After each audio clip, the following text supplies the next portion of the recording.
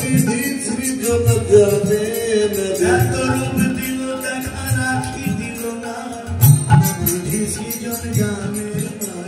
এত রূপ দিল দেখা রাখি দিল না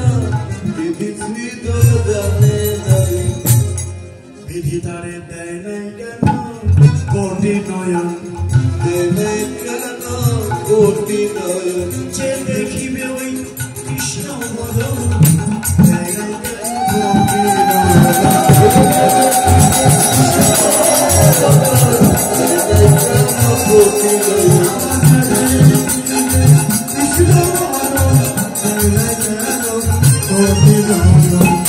কোটি আঁখি নাহি দিল সবে দিল তুমি তাহাতে নিমেষ দিল কি দেখিব সময় নেই দুটো নয়ন মাত্র তাতে আবার নিমেষ দিল পলক দিল অপলকের রূপ দেখবো তাও দেখতে পাই না বিধি সৃষ্টি করতেই যাবে হ্যাঁ করে বুঝি দেখে না এত রূপ সে দেখলো না মাত্র দুটো নয়ন আমাকে দিয়ে দিল তাতে আবার পলক দিয়ে দিল অপলকে দেখবো তাও পারি না মাছের চোখ যদি দিত তাও তো হতো মাছের চোখে পলক নাই অপলকে ওই রূপ আমি দেখতাম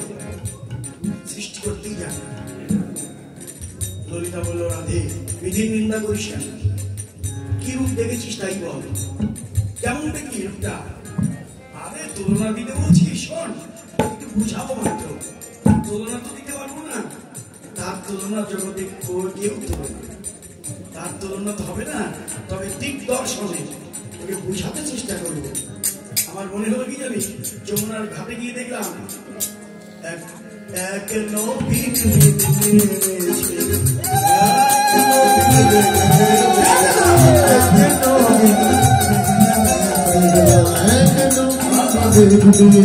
মেঘের রূপে ভুবন আলো করে এক নবীন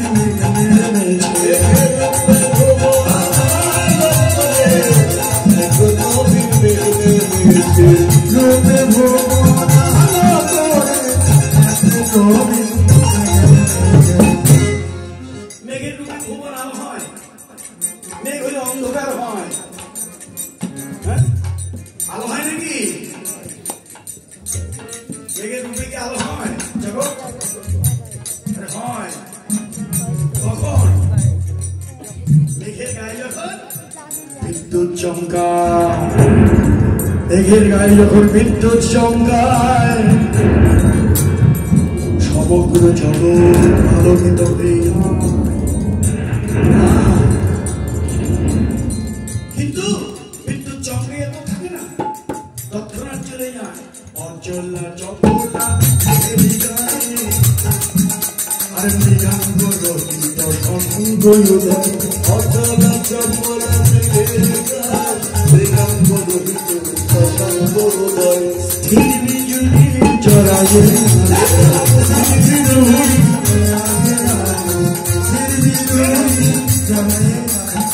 পরিধানে পীত ধরা যেন স্থির বিজুলি চরায়ে আছে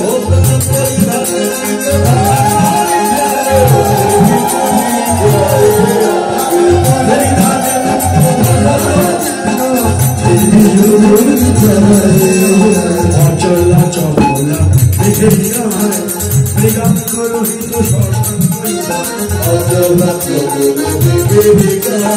মৃগাঙ্গ রহিত শশাঙ্কোদয় একটু ভালো করে ধ্যানে দেখবেন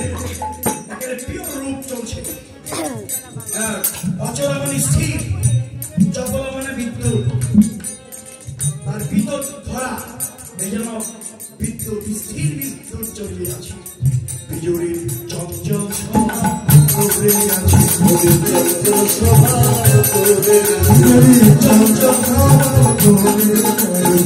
চঞ্চল স্বভাব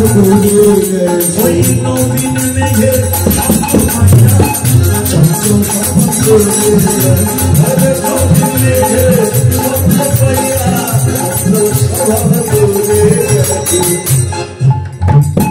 এখানে শিক্ষা পেলাম চঞ্চল মনকে শান্ত করতে হয় নবীন মেঘের গায়ে গায়ে জড়াতে হবে, এছাড়া মন শান্ত হবে না। নবীন মেঘের গায়ে জড়াতে হবে। শোন শোন, আরো দেখলাম নাচেছে ময়ূর জগৎপতি, অলিগুলো আছে যাদের রেখে দি, নাচেছে ময়ূর জগৎপতি, অলিগুলো